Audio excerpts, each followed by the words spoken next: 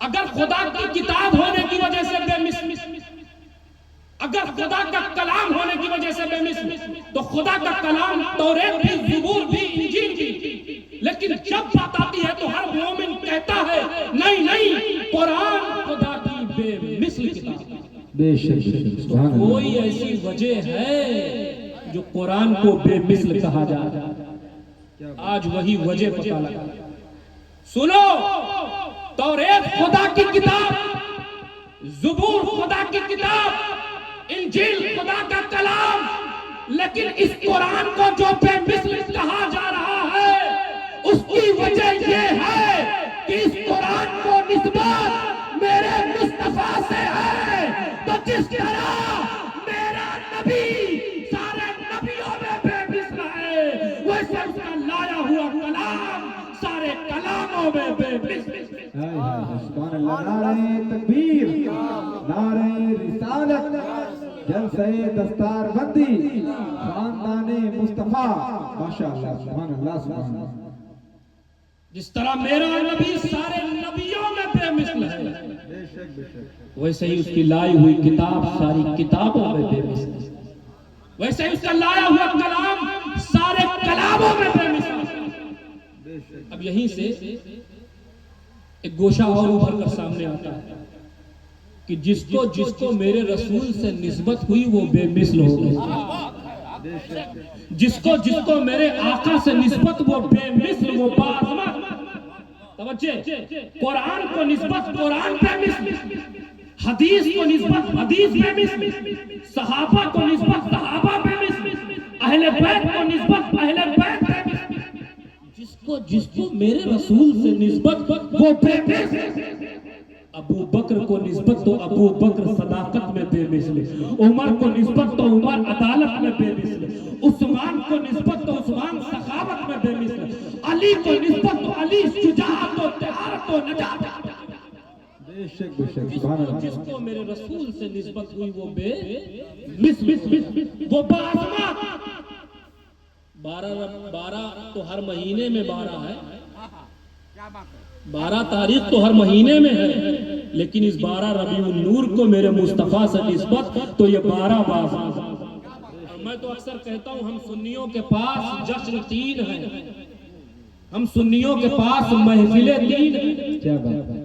ہم سنیوں کے پاس ذکر 3 ہیں، ایک دین لانے والے کا، ایک دین پھیلانے والے کا، اور ایک دین بچانے والے کا۔ الحمدللہ ہم تینوں کے نام پہ محفل سجاتے ہیں، تینوں کا ذکر کرتے ہیں، ماشاءاللہ۔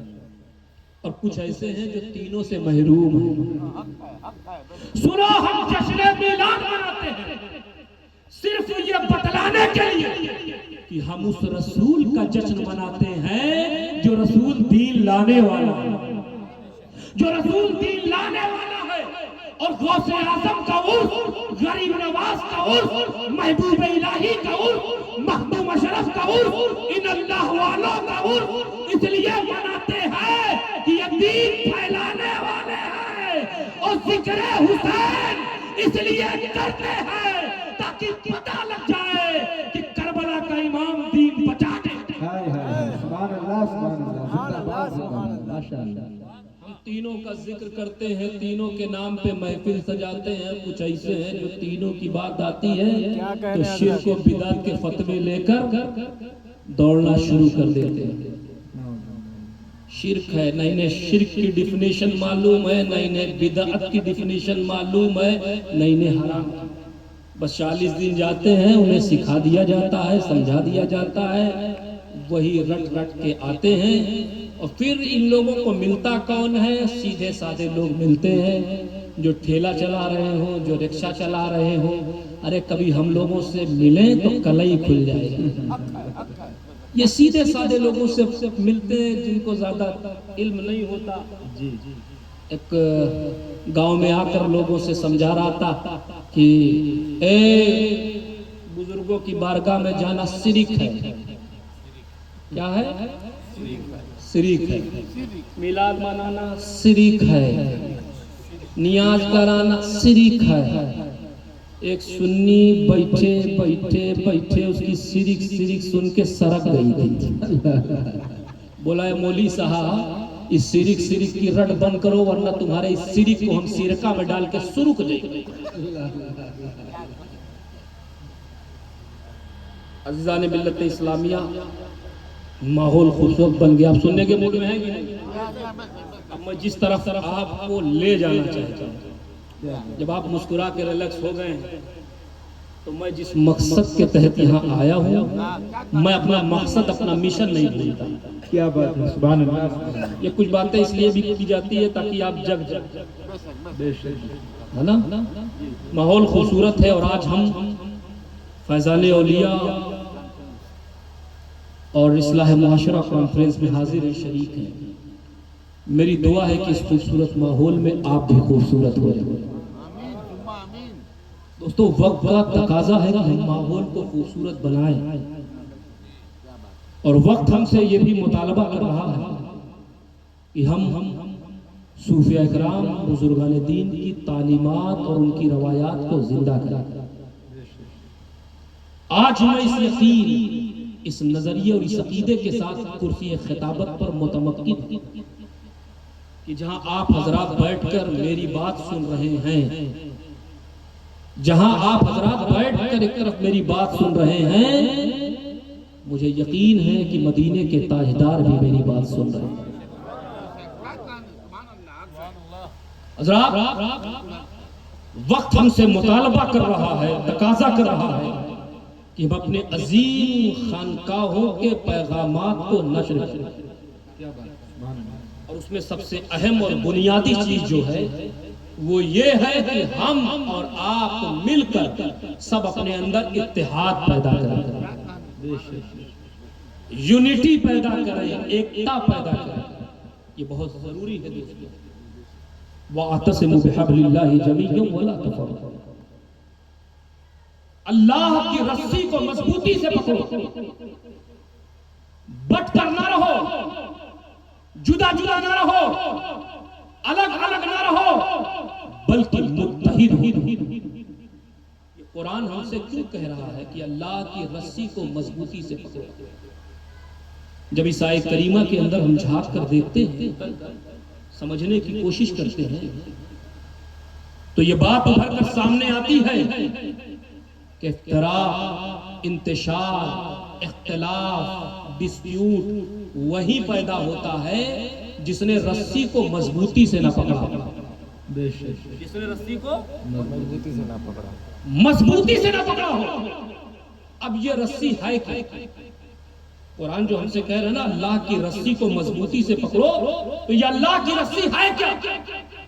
हबलुल्लाह, अल्लाह की रस्सी मजबूती से पकड़ो, अल्लाह की रस्सी है क्या?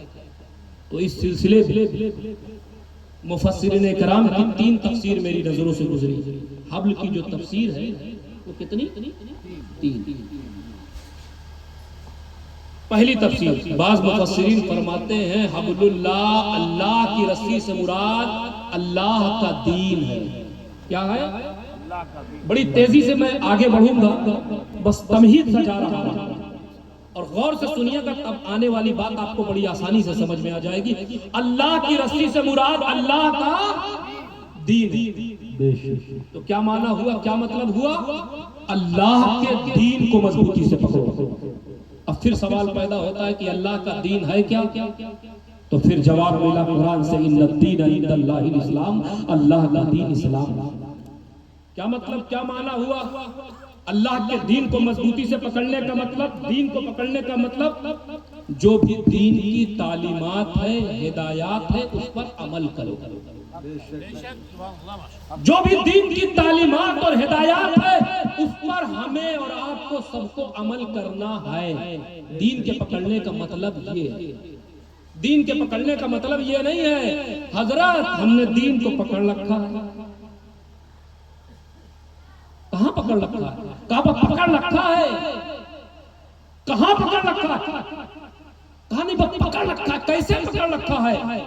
अजान हो रही है, नमाज के लिए मस्जिद ना जाओ, ये दीन का मतलब। अल्लाह ने सेहत दिया है, रोजा ना रखो, ये दीन का पकड़ना। साहिब निसाब हो, ज़कात अदा ना करो, ये दीन का पकड़ना। صاحب استطاعت ہو حج نہ کرو، یہ دین کا پکڑنا ہے۔ پڑوسیوں کا خیال نہ کرو، یہ دین کا پکڑنا ہے۔ ماں باپ کا دل دکھاؤ، ان کی توہین کرو، ان سے زبان لڑاؤ، یہ دین کا پکڑنا ہے۔ عزیزان ملت اسلامیہ، ماں باپ کی بات آئی تو ایک تمام نوجوانوں کو پیغام دینا چاہتا ہوں۔ دوستو یاد رکھنا، یہ ماں باپ ایک ایسی نعمت ہے جن کا کوئی بدل نہیں۔ ماں باپ ایک ایسی نعمت ہے جن کا کوئی بدل نہیں۔ نوجوانوں، اگر اولاد نہیں ہے دوسری شادی کر لو، اس سے اولاد ہو سکتی ہے، دوسری شادی کر سکتے ہو، لیکن یہ ماں باپ دنیا سے رخصت ہو گئے تو پھر دوسرے کوئی ماں باپ جیسا شفیع کو شفقت کرنے والا۔ اس لیے میں اکثر کہتا ہوں، اس پوری باڈی پر، اس پوری باڈی اسٹرکچر پر دو احسان سب سے بڑے ہیں۔ جس نے اسے فراموش کر دیا اس کی دنیا بھی تباہ ہو جائے گی، اس کی آخرت بھی برباد ہو جائے گی۔ اور وہ دو احسان سب سے بڑے ہیں کون؟ ایک احسان سب سے بڑا اس باڈی پر جو ہے وہ یہ ہے، کس کا ہے؟ جس نے ہمیں پیدا کیا۔ کون؟ اللہ تبارک و تعالی۔ اور اس باڈی پر دوسرا سب سے بڑا احسان، جس کے ذریعے ہمیں پیدا کیا۔ کیا بات ہے؟ جس نے ہمیں پیدا کیا وہ اللہ تبارک و تعالی، اور جس کے ذریعے ہمیں پیدا کیا وہ ماں باپ۔ اسی لیے علماء فرماتے ہیں کہ اللہ کی جتنی بھی عبادت کر لو اس عبادت کا حق ادا نہیں کر سکتے، اور ماں باپ کی جتنی بھی خدمت کر لو اس خدمت کا حق ادا نہیں۔ اور ایک بات بتا دوں دوستو، الحمدللہ ہند اور بیرونی ممالک میں بھی گیا، میں نے جو آج اس دور میں رشتوں کو دیکھا ہے، یاد رکھو آج ایک دوست اپنے دوسرے دوست کو اپنے سے زیادہ کامیاب دیکھنے میں سکون نہیں محسوس کرتا۔ ایک خاندان دوسرے خاندان کو اپنے سے زیادہ بڑھتے ہوئے نہیں دیکھ سکتا۔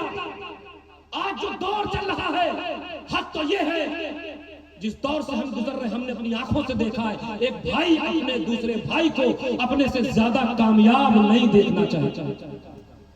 لیکن واحد رشتہ اس دنیا میں میں نے ماں باپ کا دیکھا ہے کہ ایک باپ اپنے سے زیادہ اپنی اولاد کو کامیاب دیکھنے میں فخر محسوس کرتا ہے۔ نعرہ تکبیر، نعرہ تکبیر، نعرہ رسالت، نعرہ رسالت، تکبیر، اللہ اکبر، رسالت، عظمت والدین زندہ باد، ارشاد مصطفیٰ زندہ باد۔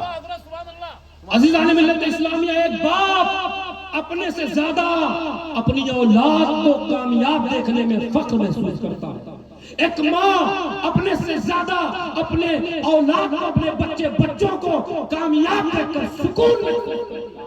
یہ رشتہ ایسا پاکیزہ ہے پیارے، اس لیے ان رشتوں کی اہمیت کو سمجھو، ان رشتوں کی مریادہ کو سمجھو۔ قرآن میں آیا نا، اف تک کہنے کا آپ کو حق نہیں ہے، اتنا بڑا احسان ہے۔ اسی لیے اللہ نے جب اپنا ذکر قرآن میں کیا تو ساتھ میں والدین کا ذکر جوڑ دیا، کیونکہ اللہ تبارک و تعالیٰ جب کسی چیز عظمت کو بیان کرنا چاہتا ہے تو اپنے ذکر کے ساتھ جوڑ۔ اس لیے دوستوں، نوجوانوں، اگر دنیا میں کامیابی چاہتے ہو، اگر دنیا میں کامرانی چاہتے ہو، اگر دنیا میں آگے بڑھنا چاہتے ہو اور چاہتے ہو کہ تمہاری دنیا بھی کامیاب ہو جائے، تمہاری قبر بھی اور تمہاری قیامت بھی، تو یاد رکھو ہمیشہ اپنے ماں باپ کے چہرے پر مسکراہٹ لانے کی کوشش کرنا، انہیں سکون دینے کی کوشش کرنا، انہیں ستانے کی کوشش مت کرنا، انہیں چڑھانے کی کوشش مت کرنا، اور انہیں تکلیف و اذیت پہنچانے کی کوشش نہ کرنا۔ تو میں عرض کر رہا تھا، ماں باپ کا دل دکھاؤ، یہ دین کا پکڑنا ہے۔ غیبت کرو، یہ دین کا پکڑنا ہے۔ چغلخوری کرو، یہ دین کا پکڑنا ہے۔ شادیوں میں ڈک لگا کے گانے چلو، یہ دین کا پکڑنا ہے۔ شادیوں میں دہیج کی مانگ کرو، ڈیمانڈ کرو، یہ دین کا پکڑنا ہے۔ نہیں بھائی، یہ دین کا پکڑنا نہیں، یہ سب بے دینی ہے۔ پھر دین کا پکڑنا کیا ہے؟ دین کے پکڑنے کا مطلب کیا ہے؟ تو سنو، 5 وقت کی نماز تم پر فرض ہے پڑھنا ہوگا، روزہ تم پر فرض ہے رکھنا ہوگا، صاحب فرض ہے دینا ہوگا، اللہ صاحب استطاعت ہو ہر چیز پر فرض ہے کرنا ہوگا، اور اللہ نے تمہیں دولت دیا ہے تو اس دولت سے غریبوں کی مدد کرنا ہوگا، بیواؤں کا سہارا بننا ہوگا، یتیموں کے سر پہ شفقت کا ہاتھ پھیرنا ہوگا۔ اللہ نے بیٹا بیٹی جیسی نعمت عطا کیا ہے، جب ان کی شادی کرو تو اس شادی پر غیر شرعی امور نہیں، شریعت کی خلاف ورزی نہیں، بلکہ ان بچوں کی شادیوں میں، اپنے بچے بچیوں کی شادیوں میں ذکر خدا اور ذکر مصطفیٰ کی محفل کا انعقاد۔ بے شک سبحان اللہ سبحان اللہ۔ دین کے پکڑنے کا مطلب پیارے یہی پیغام اسلام کا ہے، اور یہی پیغام اسلام لانے والے پیغمبر اسلام کا ہے، اور یہی پیغام تمام اولیاء صالحین کاملین علماء ربانیین کی۔ ایک تفسیر تو یہ ہو گئی، بڑی جلدی سے میں آگے بڑھوں۔ دوسری تفسیر، بعض مفسرین فرماتے ہیں کہ اللہ کی رسی سے مراد قرآن ہے۔ کیا ہے؟ بولیے، جگ رہے ہیں آپ لوگ؟ آگے بڑھوں؟ ایمانداری سے بتا دیجیے، آگے بڑھوں؟ قرآن ہے۔ یہاں کیا معنی ہوا، کیا مطلب ہوا؟ یہاں بھی وہی معنی وہی مطلب ہوگا، جو بھی قرآن کی تعلیمات ہے، ہدایات ہے، اس پر ہمیں اور آپ کو سب کو عمل کرنا ہے۔ لیکن افسوس، قرآنی تعلیمات اور ہدایات پر عمل کرنا تو دور دوستوں، آج ہمارے نوجوان بچوں کو، بچیوں کو قرآن کی تلاوت کرنے کے لیے وقت ہی نہیں ملتا۔ جب پوچھو قرآن کی تلاوت کرتے ہو، حضرت کیا بتائے، وقت نہیں ملتا، بہت مصروف زندگی ہے، سارے کام کے لیے وقت ہے، 10 منٹ 20 منٹ بیٹھ کر قرآن پڑھنے کے لیے وقت نہیں۔ عزیزان ملت اسلامیہ، لمحے کے لیے، لمحے فکریہ دے رہا، ایک لمحے کے لیے سوچو، یہ قرآن ہم نہیں پڑھیں گے، یہ قرآن ہم نہیں سمجھیں گے تو کیا اسے غیر سمجھیں گے جو اسے مٹانے کی ناپاک سازشیں رچ رہے ہیں؟ بے شک اس قرآن کا محافظ اللہ ہے، لیکن اس نے بتایا نا کہ اس کو پڑھو، اس کو سمجھو، کیونکہ اس کو تم پڑھو گے، سمجھو گے تو تمہیں پتہ لگے گا کہ ہمارا رب ہمیں کیسا بنانا چاہتا ہے اور ہم کیسے بنتے جاتے ہیں۔ ہمارا رب ہمیں کیسا بنانا چاہتا ہے اور ہم کیسے بنتے ہوئے نظر آتے ہیں۔ یہ قرآن پیارے ہم پڑھیں، ہم سمجھیں، تاکہ ہمیں پتہ لگ سکے ہمارا رب ہمیں کیسا دیکھنا چاہتا ہے اور آج ہم کیسے دکھتے ہوئے نظر آتے ہیں۔ یہ جو قرآن ہے تیرے رب کا دسترخوان ہے، آقا فرماتے ہیں تمہیں جو نعمت ملے گی اسی دسترخوان سے ملے گی۔ عزیزان ملت اسلامیہ، لیکن افسوس یہ قرآن ہمیں کب یاد آتا ہے؟ توجہ، یہ قرآن افسوس کا مقام ہے، یہ قرآن ہمیں تب یاد آتا ہے، یہ قرآن ہمیں تب یاد آتا ہے جب قسمیں کھانا ہو۔ یہ قرآن ہمیں کب یاد آتا ہے؟ ہم نے سمجھا ہے اس قرآن کی آیتوں کو نکال کر حضرت جی، مولانا جی، امام صاحب نکال کر تعبیز بنا کر دے دے، یہ قرآن صرف اس لیے آیا ہے۔ یہ قرآن ہمیں کب یاد آتا ہے؟ یہ قرآن ہمیں تب یاد آتا ہے جب کسی کی روح نہ نکل رہی ہے، جب کسی کی روح نہ نکل رہی ہے، کڑوا سچ ہے، جب کسی کی روح نہ نکل رہی ہو تو کہتے حافظ صاحب کو بلاؤ، سورہ یاسین کی تلاوت کرو۔ اب قرآن یاد آیا، اسی پہ عزیزان ملت اسلامیہ، اسی پہ علامہ اقبال تڑپے تھے اور کہا تھا نادان تو قرآن کو مارنے کے لیے استعمال کر رہا ہے۔ ارے قرآن مارنے کے لیے نہیں آیا ہے بلکہ مردہ دلوں کو زندگی بخشنے کے لیے۔ کیونکہ جو قرآن سے جڑ جاتا ہے، جو قرآن سے جڑ جاتا ہے، پھر قرآن انہیں مرنے نہیں دیتا۔ جو قرآن سے جڑ جاتا ہے پھر قرآن انہیں مرنے نہیں دیتا۔ اگر یقین نہیں ہے تو میدان کربلا میں دیکھو کہ جب قرآن پر یزیدیت کی گرد لگی، قرآن پر یزیدیت کی مرض لگی تو حسین اٹھ کھڑے ہوئے، اے قرآن ہم تجھے مٹنے نہیں دیں گے، اپنا جوان بیٹا قربان کر دیں گے۔ اے قرآن ہم تجھے مٹنے نہیں دیں گے، اپنا جوان بھتیجا قربان کر دیں گے۔ اے قرآن ہم تیری عزتوں کو پامال ہونے نہیں دیں گے، اپنا معصوم علی اصغر قربان کر دیں گے۔ زینب اٹھ کھڑی ہوئی کہ اے قرآن ہم تیری قوانین کی دھجیاں اڑنے نہیں دیں گے، اپنا معصوم آن محمد قربان کر دیں گے۔ تو قرآن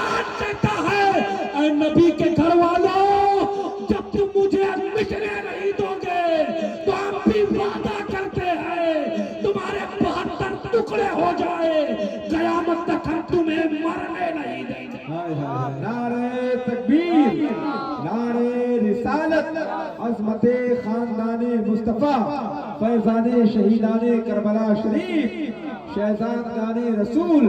ماشاءاللہ، سبحان اللہ، سبحان اے اللہ. قرآن ہم تجھے مٹنے نہیں دیں گے. کیا کیا؟ جوان بیٹا قربان کر دیں گے، جوان بھتیجا قربان کر دیں گے، پورا خاندان قربان کر دیں گے. تو قرآن اعلان کر رہا ہے اے نبی کے گھر والوں، جب تم مجھے مٹنے نہیں دو گے تو قیامت تک تمہارے باپ پر ٹکڑے ہو جائیں، جسم کے تمام ٹکڑے ہو جائیں، لیکن قیامت تک ہم تمہیں مرنے نہیں دیں گے. اور اعلان کرتے رہیں گے وَلَا تَقُولُوا لِمَن يُقْتَلُ فِي سَبِيلِ اللَّهِ أَمْوَاتٌ بَلْ أَحْيَاءٌ وَلَٰكِن لَّا تَشْعُرُونَ. کیا بات ہے، ماشاءاللہ. وہ لوگ جو اللہ کی راہ میں قتل کر دیے جائے انہیں مردہ مت کہو، بل احیاء، بلکہ وہ زندہ ہیں. تمہیں شعور نہیں ان کی زندگی کا. عزیزان ملت اسلامیہ، جو قرآن سے جڑ جاتا ہے قرآن انہیں بولیے مرنے نہیں دیتا. لیکن وہ قرآن ہمیں کب یاد آتا ہے؟ جب روح نہ نکل رہی ہے تو قرآن یاد آئے. اور آگے بتاؤں یہ قرآن ہمیں کب یاد آتا ہے؟ ارے یہ قرآن ہمیں تب یاد آتا ہے جب روح نکل جائے. کہتے ہیں مدرسے کے طلباء کو بلاؤ، ختم پہ ختم کرواؤ. یہ قرآن اب یاد آیا، اب یاد آیا قرآن. لا تعلقی کر لی ہے قرآن سے، مطلب سے قرآن یاد آیا. روز سوچو ایک لمحے کے لیے، آل پیغمبر وہ ہیں جن کا جیتے جی بھی قرآن سے تعلق ہے. کٹنے کے بعد نیزے پہ حسین کے سر مبارک نے تلاوت کر کے بتا دیا کہ دیکھ لو حسین وہ ہے، جب تک جیے قرآن کی تلاوت کرتے، کٹنے کے بعد حسین کا سر نیزے پہ قرآن کی تلاوت. ہائے ہائے، سبحان اللہ، سبحان اللہ. زندہ باد. یہ قرآن کب یاد آتا ہے؟ جب روح نکل جائے تو مدرسے کے طلباء کو بلاؤ، قرآن خوانی پہ قرآن خوانی کرواؤ. اب قرآن یاد آیا، اب قرآن یاد آیا. یہ قرآن ہمیں کب یاد آتا ہے؟ یہ قرآن ہمیں تب یاد آتا ہے، یہ قرآن ہمیں تب یاد آتا ہے جب شادی ہوتی ہے تو دلہن کو جب اندر لاتے ہیں دہلیز کراس کر کے تو کہتے ہیں قرآن کے سائے سر پر قرآن سے گزارتے ہیں اور کہتے ہیں قرآن کے سائے میں لاؤ تاکہ مصیبت اندر نہ آنے پائے. اللہ اکبر. یعنی قرآن ایک اسکینر ہے جو مصیبتوں کو کھینچ لے، قابض کر لے. اب قرآن یاد آیا، اب قرآن یاد آیا. یعنی قرآن ایک اسکینر ہے بے شک، لیکن اپنے مطلب سے دلہن کی کو دہلیز کراس کر کے لاتے ہیں قرآن کے سائے میں لاؤ، سر پہ اس کے قرآن لے کر.